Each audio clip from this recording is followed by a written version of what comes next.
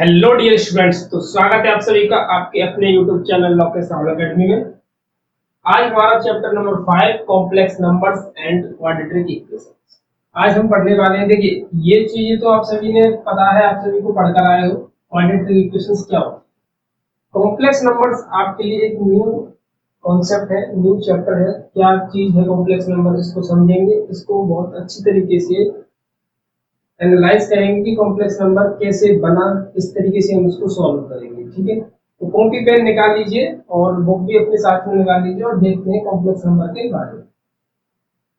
देखिए sir, complex number क्या चीज होती है। ठीक है, अब मैं अगर इसकी डेफिनेशन की तरफ जाऊं, अ फॉर्म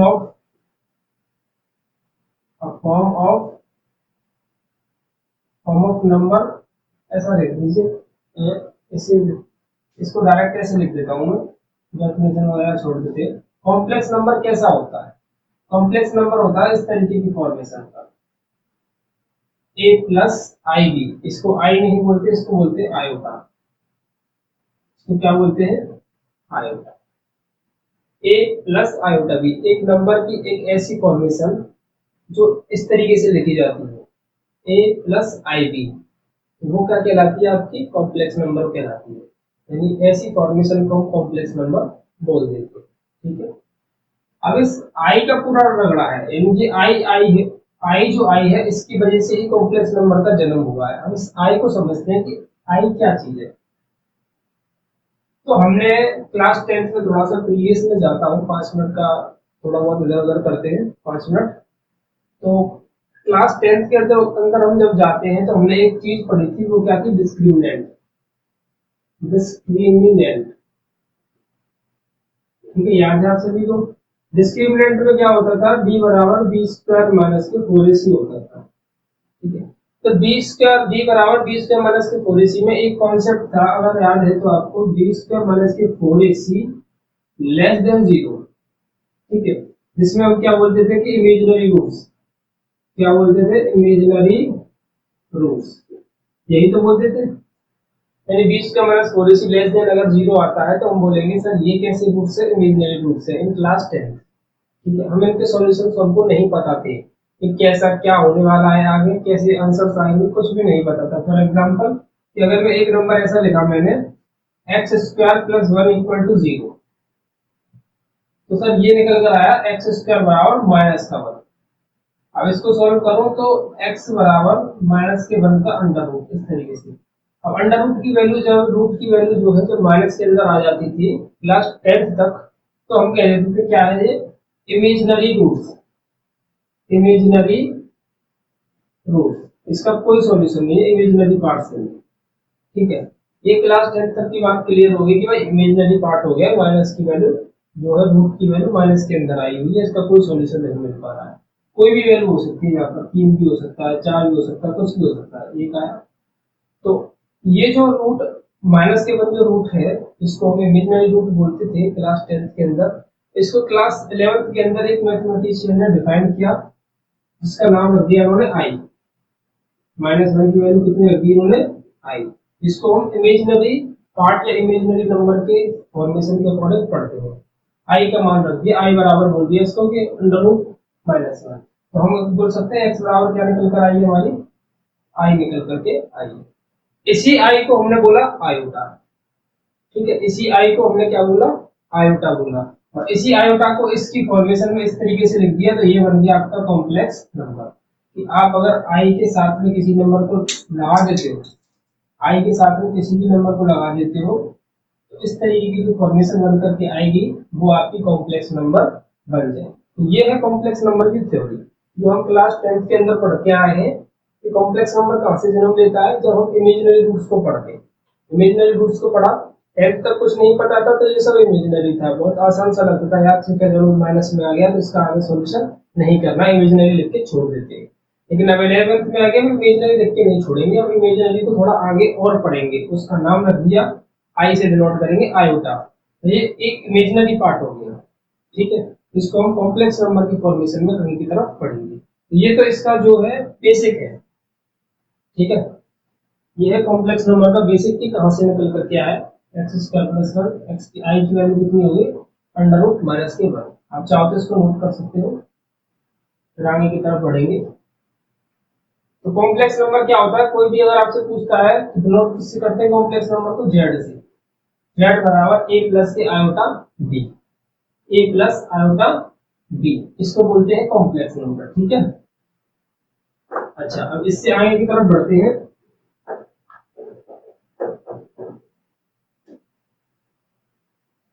ए प्लस जो आयोटा बी हमारा क्या है, कॉम्प्लेक्स नंबर है, इसको हम डिनोट करते हैं जेड से।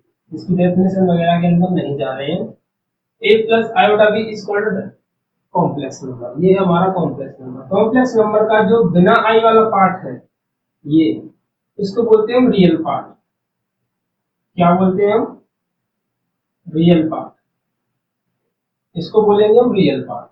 और जो आई के साथ में पार्ट, आई के साथ में जो नंबर दिया हुआ है, इसको बोलेंगे हम इमेजिनरी पार्ट। क्या बोलेंगे, imaginary part. Clear. Complex number के अंदर दो तरीके के हिस्से बने होते हैं, लेकिन ये कॉम्प्लेक्स नंबर जो होती है वो दो पार्ट्स में डिवाइड होती है। फर्स्ट होता है आपका रियल पार्ट, देन सेकंड होता है आपका इमेजिनरी पार्ट। ठीक है, और इसके अंदर क्या आने वाला है, अब आएंगे हम पढ़ेंगे पावर्स के बारे में। ठीक है, अब हम क्या पढ़ेंगे, पावर ऑफ आई, इस कॉन्सेप्ट को पढ़ेंगे हम, क्योंकि इससे हमारे क्वेश्चन सॉल्व होने वाले हैं। 1 मिनट। ठीक है, चलिए अब है आपका पावर ऑफ आई। आई के बारे में पढ़ते हैं कि आई की कितनी पावर्स में हमारी वैल्यूज क्या क्या होने वाली है। ठीक है, ये एक ऐसा मत समझना कि ये कैसा टॉपिक आया है, इसमें क्या अलग अलग चीजें आ रही हैं। बहुत ही आसान सा टॉपिक है, बहुत ही मजेदार टॉपिक है। कुछ चीजें इसमें याद करनी है, कुछ चीजें इसमें समझनी है। ठीक है, और जैसे इसमें क्या समझना था, इसमें समझना था कॉम्प्लेक्स नंबर क्या होता है। एक ऐसा नंबर जिसकी फॉर्म कैसी हो, ए प्लस आयोटा बी करके दी हुई हो, वो कॉम्प्लेक्स नंबर है। इसका ये वाला हिस्सा क्या होता है, रियल पार्ट होता है। ये वाला हिस्सा क्या होता है, इमेजिनरी पार्ट होता है। ठीक है, अब पावर ऑफ आई का मीन्स क्या है, आई की पावर अगर 4 होगी तो आंसर आएगा 1। आई की पावर 4 होगी तो आंसर कितना आएगा, 1 आएगा। आई स्क्वायर होगा तो आंसर कितना आएगा, -1 आएगा। ठीक है, तो दो तीन वैल्यूज की जरूरत पड़ेगी। अगर आई क्यूब होगा तो कितना आंसर आ जाएगा आपका, माइनस के आई आएगा। इन तीन वैल्यूज की आपको जरूरत पड़ेगी, और आई का मान कितना होता है, अंडर रूट -1 होता है। इससे ज्यादा आपको कुछ भी जरूरत पड़ने वाली नहीं है, सभी को इसी की फॉर्मेशन में तोड़ लेते हैं। आई 4 होता है तो वैल्यू 1 होती है, आई स्क्वायर होता है तो वैल्यू -1 होती है, आई क्यूब होता है तो वैल्यू माइनस के आई होती है, आई होता है तो अंडर रूट -1 होता है। ये आपको नोट कर लेने इम्पोर्टेंट है। इनके कुछ फॉर्मूले भी बन जाते हैं, लेकिन मेरे हमारे लिए इतना ही कुछ काफी है कि इतना समझ में आ जाए और उतना याद रहे आपको। ठीक है, तो आप इनको जरूर याद कीजिएगा। मेरे साथ बोलिए, आई की पावर 4 की वैल्यू कितनी होती है, 1। आई स्क्वायर की वैल्यू -1, आई क्यूब की वैल्यू माइनस के आई, और आई की वैल्यू अंडर रूट -1। प्लीज इनका स्क्रीनशॉट लीजिए, इंपॉर्टेंट कॉन्सेप्ट है ये।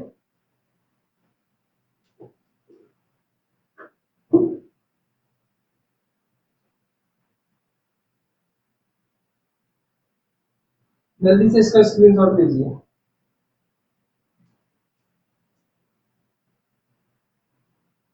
चलिए अब देखते हैं आगे के कॉन्सेप्ट्स को।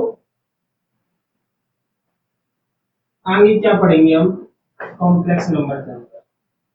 आगे का जो कॉन्सेप्ट है वो है एडिशन ऑफ कॉम्प्लेक्स नंबर। यानी कॉम्प्लेक्स नंबर्स को जोड़ते कैसे हैं, घटाते कैसे हैं, गुणा कैसे करते हैं, एज इट इज जितनी भी चीजें हैं उनको पढ़ेंगे। तो पहला है आपका addition of complex number. Complex number यानी कि दो कॉम्प्लेक्स नंबर्स को जोड़ते कैसे हैं, सिंपल है। यानी कि हमने लेट किया Z1 एक कॉम्प्लेक्स नंबर है जिसकी वैल्यू मान के चलता हूँ मैं, एबीसीडी में नहीं कर रहा हूँ। एबीसीडी में कंफ्यूजन होती है क्वेश्चन को देखने में, समझने में कंफ्यूजन होती है, क्योंकि वो जो एबीसीडी हम लेते हैं अलजेब्रिक फॉर्मेशन में, वो एक तरीके से आपकी मैथमेटिकल ऑपरेशंस हो जाती है, तो उनको समझना थोड़ा सा डिफिकल्ट हो जाता है। तो Z1 मैंने मान लिया 3 + 4 आयोटा है, Z2 होने वाली है 4 प्लस 5 आयोटा है। ठीक है, तो अब आपको करना क्या है, अब आपको इनको जोड़ना है, Z1 प्लस Z2 निकालना है आपको। ठीक है, तो एक तो निकालेंगे आपको Z1 प्लस Z2। ठीक है, आपसे क्वेश्चन का स्टैंडर्ड बढ़ा देता हूँ मैं इसमें। एक निकालना है आपको रियल Z1 प्लस Z2। ठीक है, एक निकालना है आपको इमेजिनरी Z1 प्लस Z2। ये तीन चीजें निकालनी है आपको पूरे क्वेश्चन के अंदर। तो सबसे पहले तो आपको Z1 प्लस Z2 निकालना है, क्योंकि ये Z1 प्लस Z2 के अंदर वाली ही बात है। तो Z1 प्लस Z2 करते हैं, तो इसका मतलब है इन दोनों को जोड़ दीजिए। ठीक है, एक ही क्वेश्चन में कंसेप्ट समझ में आ जाएगा, कोई दिक्कत नहीं आएगी। अब क्या करना है, आपको रियल पार्ट को रियल पार्ट में जोड़ना है, आयोटा वाले को आयोटा में जोड़ना है। 4 और 3 7, 5 और 4 9 आयोटा। ये तो निकल करके आ गया Z1 प्लस Z2, 7 प्लस के 9 आयोटा। अब पूछा क्या है, real part of Z1 plus Z2। इसको शॉर्ट में इस तरीके से लिख सकते हैं, रियल ऐसे भी RE लिख दिया तो इसका मतलब है रियल पार्ट को पूछ रहा है, IM लिख दिया इसका मतलब है इमेजिनरी पार्ट को पूछ रहा है। तो real part of Z1 Z2, तो Z1 Z2 का रियल पार्ट क्या है, 7 है। तो real part of Z1 plus Z2 is equal to क्या है, 7। अब इमेजिनरी पार्ट यानी imaginary part of Z1 plus Z2 तो क्या हो जाएगा, 9। ये कितना हो गया, 7। इसको तो बोलते हैं एडिशन ऑफ कॉम्प्लेक्स नंबर, इन दोनों को जोड़ना। एक चीज और आती है इसके अंदर, इसको नोट कीजिए, वो आता है एडिटिव इनवर्स। क्या आता है, एडिटिव इनवर्स। चलिए नोट कीजिए इसको।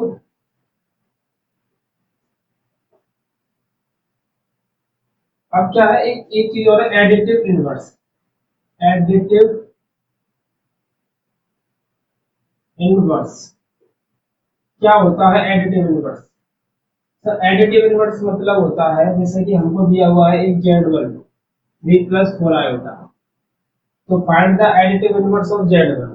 ठीक है, then find additive inverse of Z1। Z1 का एडिटिव इनवर्स क्या होगा, तो सिंपल है, इसमें माइनस लगा के लिख देना है आपको। ये हो गया आपका एडिटिव इनवर्स। ठीक है, ये हो गया आपका एडिटिव इनवर्स। माइनस लगा के, दोनों में माइनस लगा के लिख दीजिए, माइनस के 4 है। यानी कि कुल मिला के जो एडिटिव इनवर्स निकल कर के आए, और जो जो आपको शुरुआत में कॉम्प्लेक्स नंबर दी हुई है, एडिटिव इनवर्स के बाद जो निकल कर के आए, उन दोनों को जोड़ने पर 0 आना चाहिए। तो इन दोनों को जोड़ने पर कितना आ जाएगा, 0 आ जाएगा। एडिटिव इनवर्स में आपको माइनस लगा देगा। ये तो हो गया आपका इनवर्स वाला फंडामेंटल, सॉरी एडिशन वाला। अगर आप सब्सट्रैक्शन में जाओ यानी कि घटाव में जाओ इसके में, तो घटाना भी उसी तरीके से है जिस तरीके से आप जोड़ रहे हो, वो सब नॉर्मल कंसेप्ट है। आप एक और टॉपिक है जिसको डिस्कस कर लेते हैं, उसके बाद आपकी जो कॉम्प्लेक्स नंबर का बेसिक जिसको कहते हैं, कंसेप्ट जिसको कहते हैं, वो सभी ऑल ओके क्लियर हो जाएगा। चलिए इसके अंदर क्या आता है, मल्टीप्लीकेशन ऑफ कॉम्प्लेक्स नंबर। ठीक है, तो मल्टीप्लिकेशन तो सिंपल है, जैसा आप लोग अभी तक मल्टीप्लिकेशन करते आ रहे हो उस तरीके से हो जाएगा, कोई दिक्कत नहीं आने वाली। टॉपिक है इसके अंदर जो पढ़ेंगे हम, वो है मल्टीप्लिकेटिव इनवर्स। इसको पढ़ना है हमको, ये है अच्छी चीज, मल्टीप्लिकेटिव इनवर्स को पढ़ना है। इसको डिनोट किसी किया जाता है, जेड इनवर्स से। ये निकालना है हमको मल्टीप्लिकेटिव इनवर्स। तो लेट करें, जैसे कि हमारे पास क्वेश्चन दिया हुआ है a प्लस आयोटा b, कोई भी नंबर हो सकता है। अगर इसका मुझे z इनवर्स यानी कि मल्टीप्लिकेटिव इनवर्स चाहिए इसका, ठीक है, तो मैं कैसे निकालूंगा, सिंपल है, पहले मैं a को लिख दूंगा और इसके नीचे a square plus B square. ठीक है, प्लस लगाऊंगा, आयोटा लगाऊंगा, फिर इस b को माइनस में लिख दूंगा, फिर इसके नीचे a square plus B square. और ये जो है निकल कर आएगा वो क्या हो जाएगा, आपका मल्टीप्लिकेटिव इनवर्स हो जाएगा। ये क्या हो जाएगा, आपका मल्टीप्लिकेटिव इनवर्स हो जाएगा। कोई भी नंबर ले सकते हो आप, इस तरीके से आप मल्टीप्लिकेटिव इनवर्स को निकालोगे। कैसे, देखिए एग्जांपल ले लेते हैं क्वेश्चन को सॉल्व करने के लिए। जैसे हमने लिया z बराबर 3 प्लस की 4 आयोटा।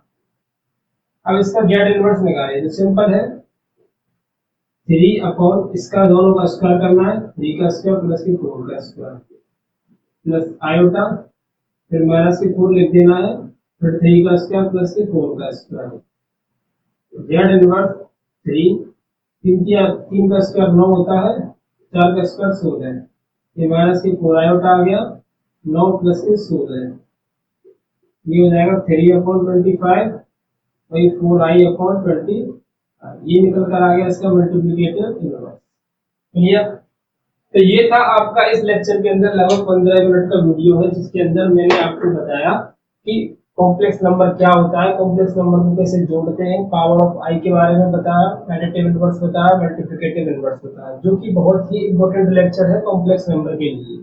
ये समझ लीजिए कि आधे से ज्यादा कॉम्प्लेक्स नंबर हमने इस लेक्चर के अंदर कवर कर लिया, पढ़ लिया, समझ लिया कि कॉम्प्लेक्स नंबर के अंदर क्या क्या चीजें आती हैं, कैसे हमको इनको हैंडल करना है। ठीक है, उम्मीद है आप सभी लोगों ने बहुत अच्छे से समझा होगा इसको। अगर थोड़ा बहुत डाउट भी रहता है तो प्लीज दोबारा वीडियो को देख लीजिएगा, और अगर नहीं क्लियर होता है तो प्लीज मुझे कमेंट बॉक्स में कमेंट कर दीजिएगा, या फिर टेलीग्राम चैनल से जुड़ जाइए, वहां पर आप मुझसे पूछ सकते हो अपने डाउट्स।